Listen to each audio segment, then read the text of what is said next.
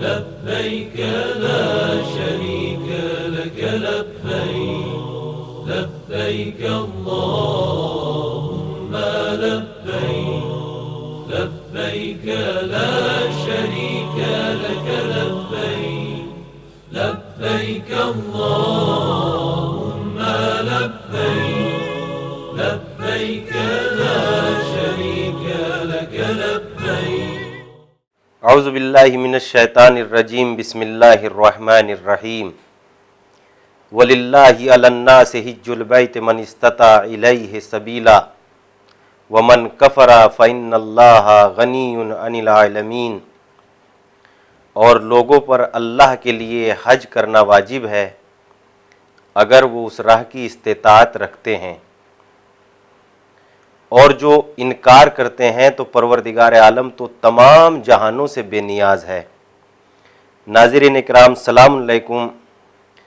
ہم آپ کی خدمت میں احکام حج کے بعد، احکام شرائط حج کے بعد اعمال حج بیان کر رہے ہیں، جس میں آج کا پہلا سوال ہے: احرام کس کو کہتے ہیں؟ جواب پیش خدمت ہے: احرام حج یا عمرے کی نیت کا نام ہے،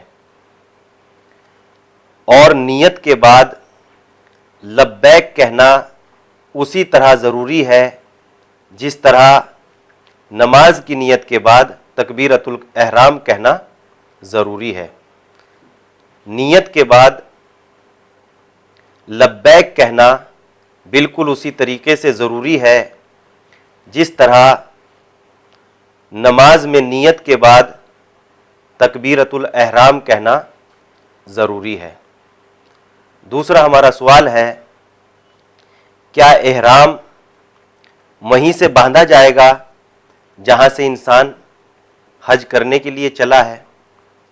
جواب پیش خدمت ہے: احرام میقات سے باندھنا ضروری ہے.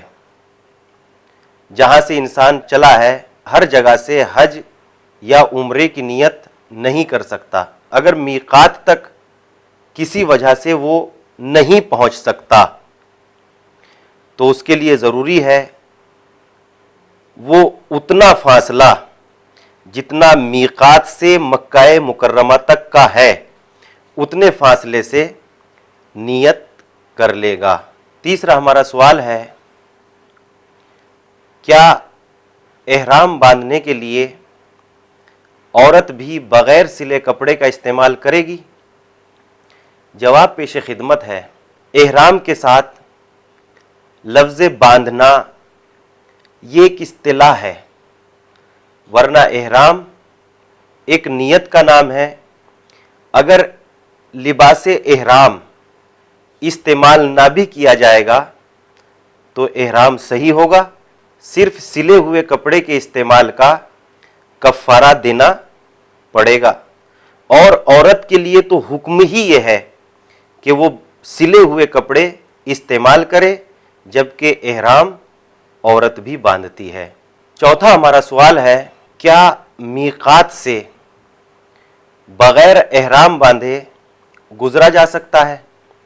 جواب پیش خدمت ہے: میقات سے بغیر احرام باندھے گزرنا حرام ہے، اور اگر وہ گزر گیا ہے، آگے بڑھ گیا ہے تو میقات تک واپس آنا ضروری ہے، اور اگر نہیں آ سکتا ہے کسی وجہ سے تو اتنا آنا ضروری ہے جتنا وہ واپس آ سکتا ہے. پانچواں ہمارا سوال ہے: کیا میقات کے علاوہ احرام دوسری جگہ سے باندھا جا سکتا ہے؟ جواب پیش خدمت ہے: میقات کے علاوہ بھی احرام دوسری جگہ سے باندھ سکتے ہیں، لیکن اس کی دو شرط ہے. ایک تو یہ کہ انسان نظر کر لے کہ میں فلاں جگہ سے اللہ کے لیے احرام باندھوں گا. دوسری شرط یہ ہے انسان اتنے فاصلے سے احرام باندھے جتنا میقات اور مکہ مکرمہ میں فاصلہ ہے۔ گفتگو کو تمام کرتے ہوئے ہم آپ کی خدمت میں ایک حدیث پیش کرتے ہیں۔ حضرت علی علیہ الصلوۃ والسلام نے ارشاد فرمایا، دغا باز انسان یعنی دھوکہ دینے والا، امام فرماتے ہیں دغا باز کی زبان تو میٹھی ہوتی ہے لیکن اس کا دل کڑوا ہوتا ہے۔ والسلام علیکم ورحمۃ اللہ وبرکاتہ۔